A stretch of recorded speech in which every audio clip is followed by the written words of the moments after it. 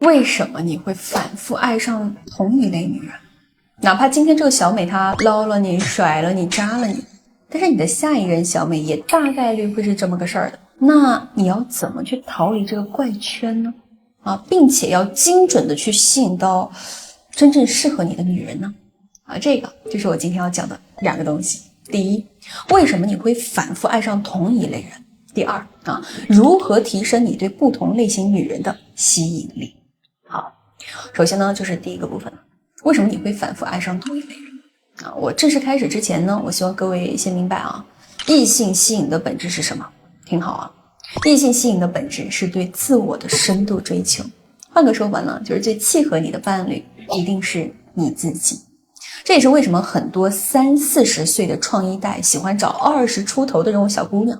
你不要觉得她好色 ，no， 不是的，她只是在年轻女孩的身上在寻找一种更年轻的自己，找一个有活力的自己，找一个欲望被填充的自己，找一个真实活着的自己。这也是为什么有很多的这种很有钱的男人，他永远也不去找年轻的人。为什么？因为他现在所享受的那一半就拥有足够多的活力去带领他去让他找到那个更年轻的自己。桑切斯和贝佐斯不就是如此吗？这也是我今天要讲的第一点，叫做相似性。你现在可以回想一下之前的感情，或者说那些让你心动过的女孩子，她们会经常给你一种心有灵犀一点通的感觉就比如说你俩只是一个对视她就知道你脑子里在想什么，她知道你想吻她，所以她会闭上眼睛，然后把脸凑过来去回应你。那这种感觉呢，也叫做 the comfort of me too。而你具备了这种舒适感之后呢，你就能够更高效的做出选择，以及你能收获更强大的情绪价值。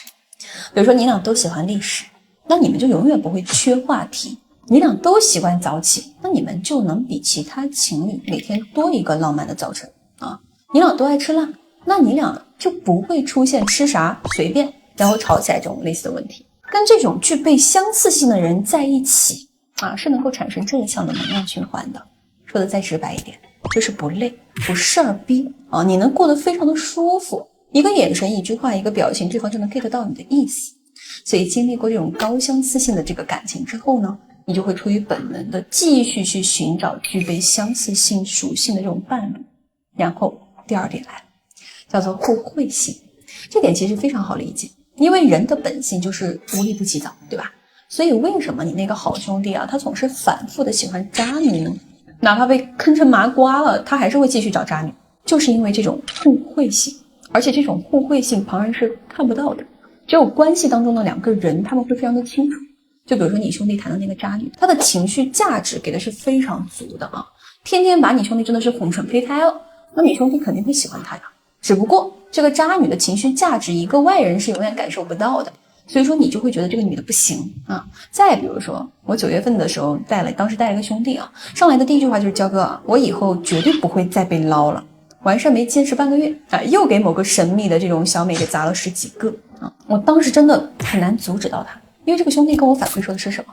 这个女生每天早上给他做早餐，晚上接他下班，睡前还要帮这个兄弟暖被窝偶尔还会给这个兄弟按按肩。所以你们看在我们的眼里第三视角呢，会觉得这个女人是捞捞半个月捞了这个兄弟10几个，对吧？但是兄弟眼里呢，他会觉得这个女人是世界上最体贴、最懂他、最好的女人，他愿意为了自己的情绪价值去买单，没有办法的后续呢，我后来也一直跟进这个兄弟，反正他俩也不错吧，现在因为也有正向一些引导吧，2人已经快订婚了。第二点的最后了，我想告诉各位的是，不要轻易的去评判一段关系的好坏。当你觉得这段关系很糟糕的时候，很可能是你没有看到你的利益点在哪儿。